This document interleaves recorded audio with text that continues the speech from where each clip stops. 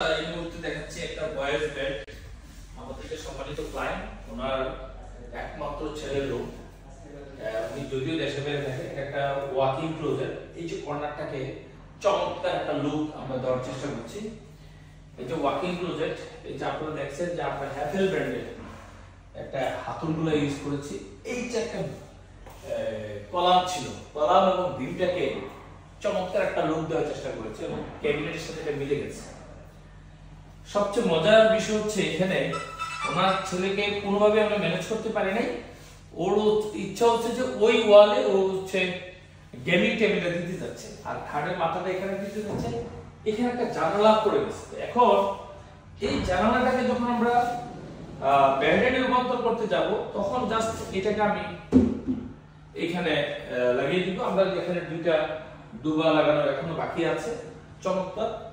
Just আমরা যখন মনে হবে যে না আমরা উইন্ডোটাকে এনজয় করতে চাই, জাস্ট আমরা দুই পাশে দুটা টাচ করে দেব।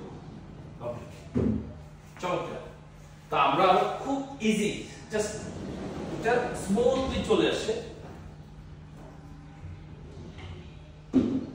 আবার যখন আমরা এখানে জাস্ট তো হালকা টাচ করলে চলে যাচ্ছে।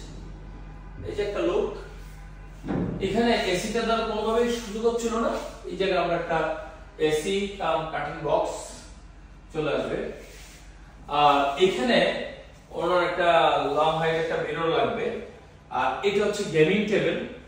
এই টেবিলটা এখানে আমরা এখনো সেট করি নাই, এখনো কাজ বাকি আছে। তো আমরা আশা করছি খুব অল্প সময়ের মধ্যে প্রজেক্টটা হ্যান্ডওভার দিব। তো আমরা আশা করছি পুরো সিলিংটা যদি আপনাদেরকে দেখাই, স্পটলাইট, তারপর হচ্ছে এই যে প্রোফাইল লাইট, টোটাল একটা কম্বিনেশন। বেশ কিছু ফ্যান্সি লাইট আমরা এখানে ইউজ করব।